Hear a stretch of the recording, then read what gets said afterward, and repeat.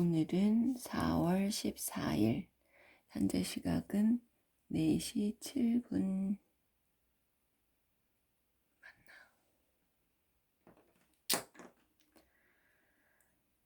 인류 전체가 눈부신 과학 문명에 큰 희망을 걸 수 있었던 시기가 역사에 단 한 번 있었다.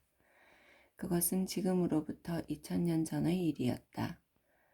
이오니아 문명의 수혜자들이던 고대의 최고 지성들은 수학, 물리학, 생물학, 천문학, 문학, 지리학, 의학을 체계적으로 연구할 수 있는 기반을 알렉산드리아에 구축할 수 있었다. 알렉산드리아 대도서관이 바로 그 핵심 성체였다. 오늘날의 학문도 당시에 이루어진 연구에 아직 그 바탕을 두고 있다. 알렉산드리아 도서관은 프톨레마이오스 왕조의 그리스인 왕들의 지원을 받아서 건립됐다. 알렉산드 대왕의 대제국 중에서 이집트를 유산으로 물려받은 왕조가 바로 이 프톨레마이오스 왕조이다. 기원전 3세기가 건립되어 파괴되기까지 7세기에 걸친 긴 세월 동안 알렉산드리아 도서관은 고대 사회의 심장부요 두뇌였다. 당시 알렉산드리아는 출판에 관한 한 지구 전체의 수도 역할을 했다. 당시는 인쇄기가 발명되기 전이었으므로 책이란 책은 모조리 손으로 한 권씩 베껴서 만들어야 했다. 그러므로 당시의 책은 매우 비싸고 귀한 물건이었다. 이 도서관은 세상에서 가장 정확한 복사본을 만들어 보관하던 장소였다. 문헌 비평과 편집 기술도 이곳에서 발명됐다. 오늘날 우리가 읽는 구약 성서도 알렉산드리아 도서관의 그리스어 번역본에서 유래된 것이다. 프톨레마이오스 왕조의 왕들은 엄청난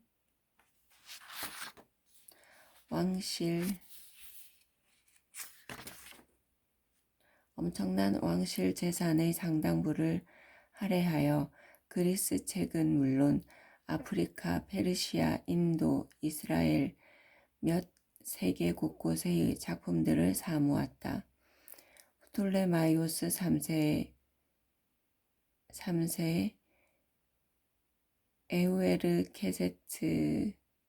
에우에르게세트는 소포클레스, 아이스킬로스, 에우리피테스 등 고대 비극 작품의 원본 원고나 국가가 복사해 만든 공식 판본을 아테네에서부터 빌려오고 싶어 했다. 그러나 이러한 작품은 아테네인들에게 영국인이 애지중지하는 섹스피어의 육필 원고나 첫 번째 이절판과 같은 전통 문화유산이었으므로 아테네인들은 이러한 작품들이 잠시라도 자신들의 손에서 벗어나는 것을 꺼려했다. 결국 프톨레마이오스 3세로부터 엄청난 액수의 반환 보증금을 현금으로 받아놓은 다음에야 이 희곡들을 알렉산드리아 도서관에 빌려주기로 합의해줬다. 그러나 프톨레마이오스 3세는 희곡 작품들을 금이나 은이나 더 귀하게 여겼기 때문에 보증금을 기꺼이 포기하기로 하고 작품이 적혀 있는 두루마리 원본을 알렉산드리아 도서관에 보물같이 소중하게 간직하고 내놓지 않았다.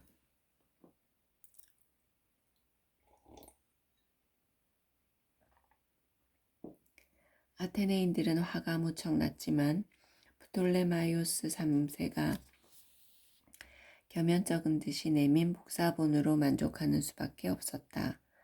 한 국가가 지식 추구에 이렇게나 개걸스럽게 힘을 기울인 적은 인류사에서 다시 찾아볼 수 없을 것이다. 프톨레마이오스 왕조는 기존의 지식을 수집한 것만은 아니었다. 과학 연구를 적극 장려하고 재정적 지원을 아끼지 않아 많은 지식을 새로이 창출하기도 했다. 그 결과는 괄목할 만했다. 에라토스테네스는 지구의 크기를 정확하게 계산해서 지구의 모습을 지도에 담았고, 스페인에서 서쪽으로 항해하면 인도에 닿을 수 있다고 주장했다. 히파르코스는 별은 태어나서 수백 년 동안 서서히 움직이다가 결국 사라진다고 추측했다. 이러한 변화를 확인하기 위하여 그는 최초의 별과 등급과 위치를 기록한 도표를 만들었다. 유클리드 기하학 교과서를 썼다. 유클리드는 기하학 교과서를 썼다.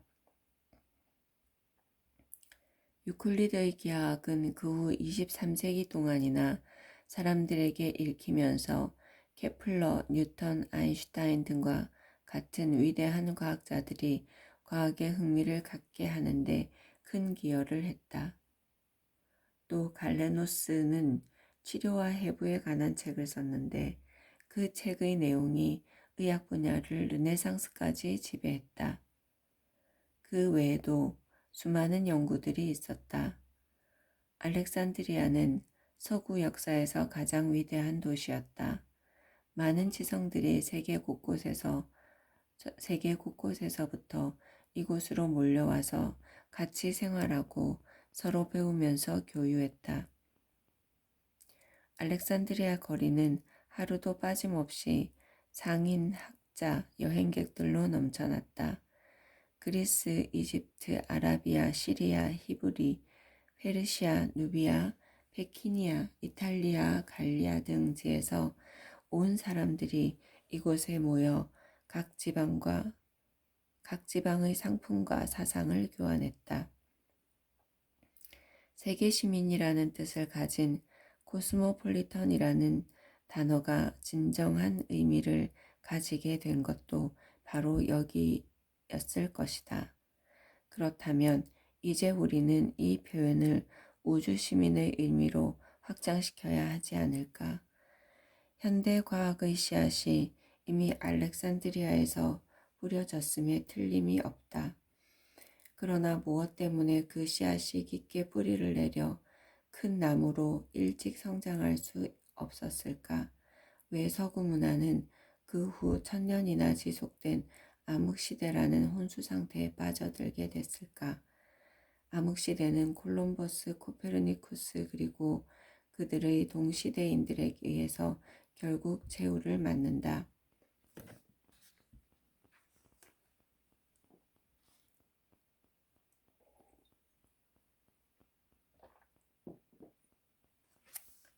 알렉산드리아에서 이미 이륙했던 것들이 이 무렵에 와서 재발견되고는 했다.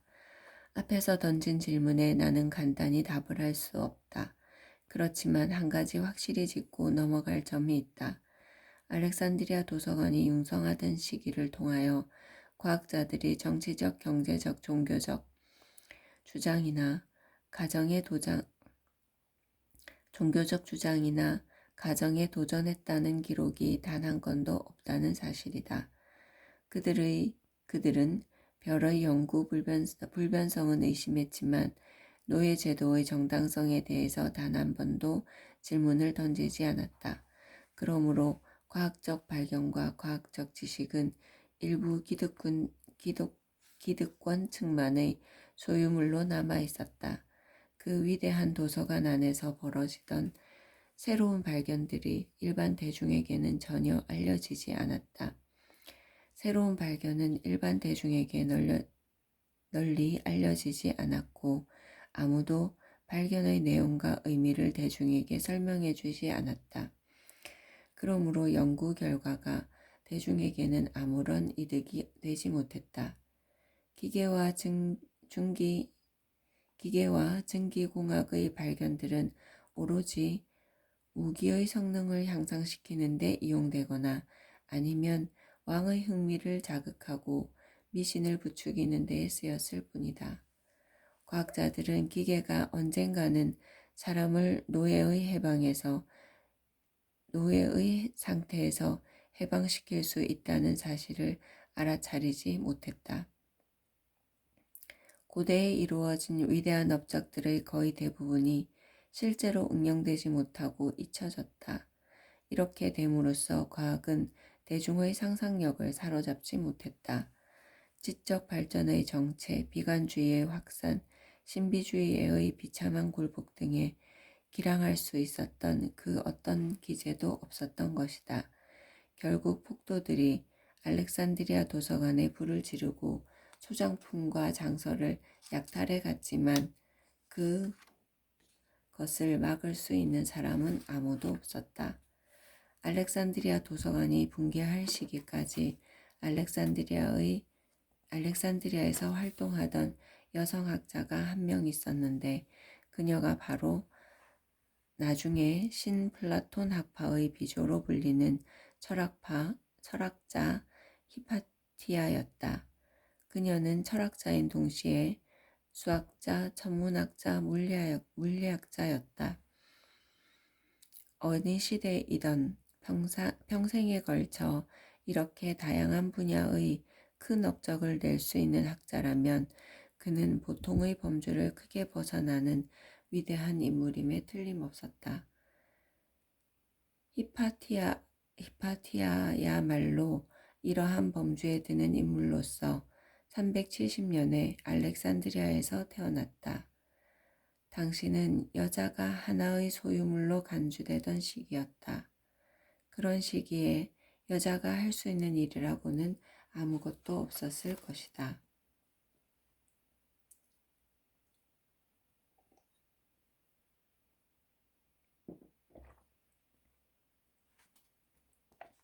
그러나 히파티아는 달랐다.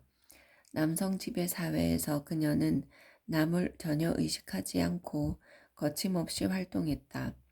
무엇보다 그녀는 대단한 미모의 소유자였다고 한다. 그렇지만 그녀는 문남성의 고운을 모두 거절했다. 히파티아가 살던 당시 알렉산드리아는 이미 오랫동안 로마의 통치를 받고 있었다. 이미 멸망의 그림자가 알렉산드리아에 짙게 드리워져 있었다.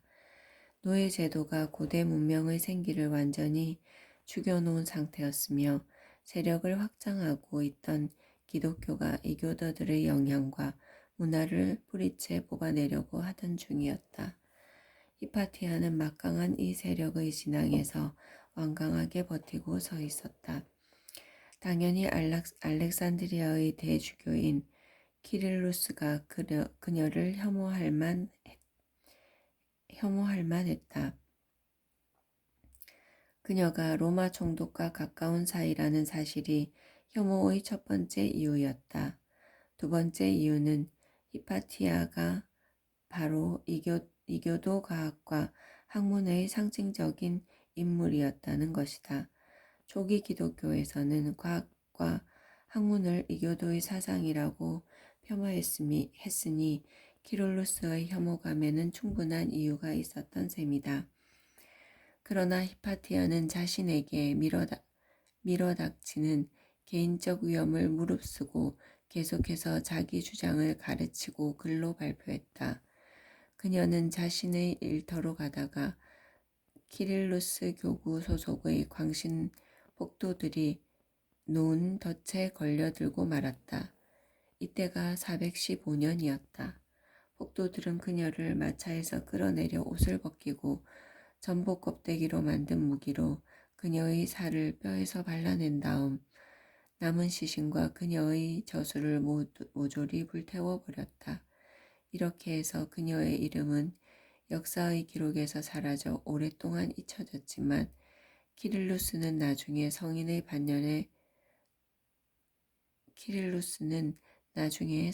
반열에 올려졌다. 알렉산드리아 도서관의 한때 영화도 이제는 하나의 흐릿한 기억으로만 남아있다. 히파티아가 죽고 얼마 지나지 않아서 도서관에 남아있던 마지막 책들마저 모두 파괴되었다. 인류 문명은 잘못된 뇌 수술 때문에 기억 상실증에 걸린 사람처럼 총체적인 망각 속으로 빠져들었다. 인류의 위대한 발견과 사상, 그리고 지식 추구의 열정이 모두 어디론가 영영 사라져 버리고 말았다. 이 손실은 어떻게 숫자로 계량할 수 있겠는가? 파괴된 작품 중에는 작품의 제목만이라도 감질나게 알려진 운 좋은 경우도 있지만 대부분의 작품은 제목도 저자도 알려지지 않은 채 영원히 사라져 버렸다. 소포클레스가 썼다는 희곡 작품이 이 도서관 123점이나 있었다고 하는데 그 중에서 단지 7편만 현재까지 남아있다. 7편 중 하나가 오디푸스 왕이다. 이 도서관에는 아이스킬로스나 에우리피데스의 작품도 소포클레스의 경우와 비슷할 정도로 많았다고 한다. 비유를 하나 들어보자. 윌리엄 셰익스피어라는 작가가 햄릿, 맥베스, 줄리우스 카이사르, 리어 왕, 로미오와 줄리엣 등을 썼고 이 작품들이 당대에 아주 높은 평가를 받았다고 하는데 그 현존하는 작품은 코리올라노스와 겨울 이야기 단 2편이라면 얼마나 답답하고 애석한 일이겠는가. 알렉산드리아 도서관이 영화를 한창 누리던 시절에 이 도서관에 소장됐던 작품들로서 현재까지 두루마리 형태로 남아있는 고문서는 단 한 점도 없으며 이 도서관의 진가를 알고 있거나 인정하는 사람을 오늘날 알렉산드리아에서 찾아보기는 거의 하늘의 별 따기 수준이다. 이 도서관에 관하여 자세한 지식을 갖춘 사람은 더욱 찾아보기 힘들다. 알렉산드리아 도서관뿐만 아니라 그 전 수천 년 동안 번성했던 이집트 문명의 진가를 제대로 아는 사람도 오늘날 이 도시에서는 거의 찾아볼 수 없다. 알렉산드리아 도서관보다 근세에 있었던 큰 사건이나 절박한 여타의 문화적 요구가 우리 관심의 우선순위를 차지해버렸기 때문일 것이다. 하긴 세계 어디를 가든 우리는 이러한 현상과 직면하게 된다. 현대는 과거와 겨우 신락 같은 연결고리만을 유지하고 있다. 그렇지만 세라페움에서 돌을 던지면 닿을 만한 거리에서도 여러 문명의 유물과 쉽게 만날 수 있다. 파라오 왕조가 물려준 불가사의인 스핑크스가 있는가 하면 알렉산드리아를 지배하던 로마의 꼭두각시 정권이 자기 시민을 아사의 역경에서 구해달라는 뜻에서 황제 디오클레티아누스에게 세워 바친 거대한 돌기둥이 한쪽에 버티고 서 있고 또 다른 쪽에는 기독교 교회당과 회교성원의 수많은 뾰족탑들이 자신들의 과거를 우리에게 자랑한다.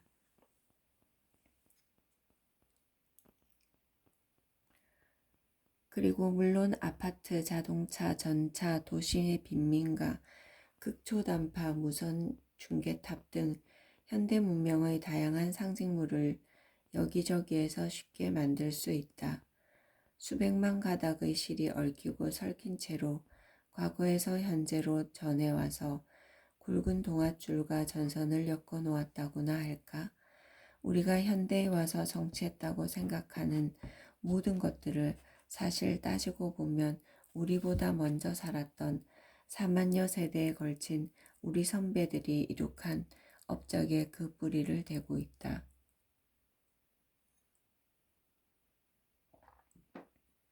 그들 중에서 이름을 남긴 사람이 과연 몇이나 되겠는가?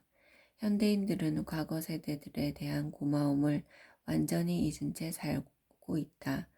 그러다가도 어쩌다가 잊혀졌던 문명의 흔적과 조우하는 경우가 종종 생긴다. 불과 수천 년 전에 융성했던 에블라 문명이 하나의 좋은 예가 될 수 있다. 에블라 문명에 대해서는 우리는 아는 바가 전혀 없다. 인류는 자신의 과거에 대하여 얼마나 무지한 존재인가. 비석에 새겨진 몇 개의 글자, 파피루스 사본의 고문서 몇 점, 그리고 고서들만이 우리보다 먼저 간 인류의 형제, 자매, 조상의 희미한 목소리와 잦아드는 절규를 간간히 들려줄 뿐이다. 어쩌다가 그들도 우리와 같은 존재였음을 알게 되는 순간이 있다. 그것이 얼마나 큰 기쁨인가. 그리고 그때서야 비로소 우리는 그들의 진가를 인정하게 되는 것이다.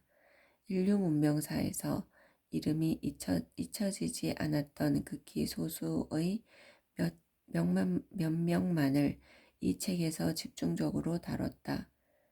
에라토스테네스, 데모크리토스, 아리타르코스, 히파티아, 레오나르드 다빈치, 케플러, 뉴턴, 하이언스, 샹폴리옹, 휴메이슨, 고더스, 아인슈타인 등이 바로 그러한 인물들이다. 서구 문화의 거장들을 열거한 셈이 됐지만 그것은 지구상에서 꽃피운 현대 과학 문명이 주로 서구 문화의 산물이기 때문이다. 분명 중국, 인도, 서아프리카, 중앙아메리카, 그 어느 곳에서 피어난 운명이든 각각 인류 문화에 커다란 기여를 했고 각 문명마다 그들 나름의 위대한 사상가를 배출했다. 통신기술의 급격한 발달에 힘입어 인류는 지구를 하나의 사회로 구성하는 것을 최종 목표로 하여 숨가쁘게 달리고 있다.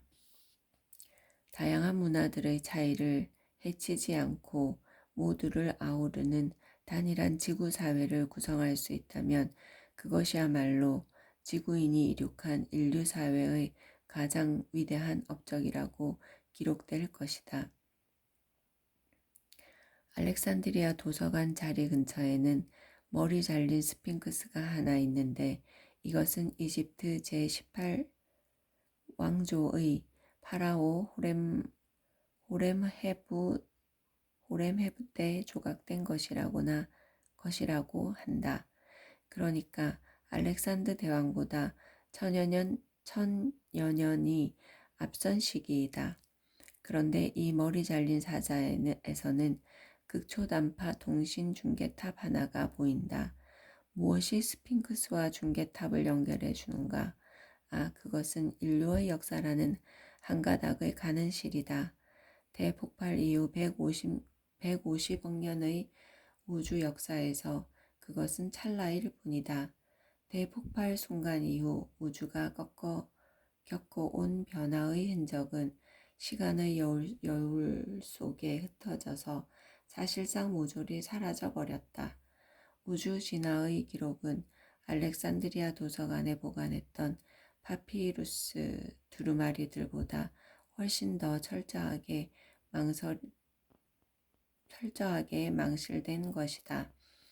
그렇지만 우주의 긴 역사와 우리 선조들이 걸었던 짧은 역경의 굽이굽이는 인류의 대담무쌍한 탐구욕과 총명한 지혜의 발동으로 그 일부를 흘깃흘깃 훔쳐볼 수 있었다. 이제 그 내용들을 잠깐 살펴보기로 하자.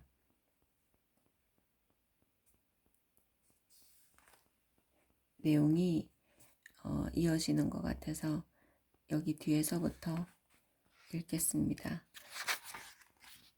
다음 시간 한 번만 읽으면 코스모스는 끝이 날 것 같습니다. 그러면 내일 뵙겠습니다.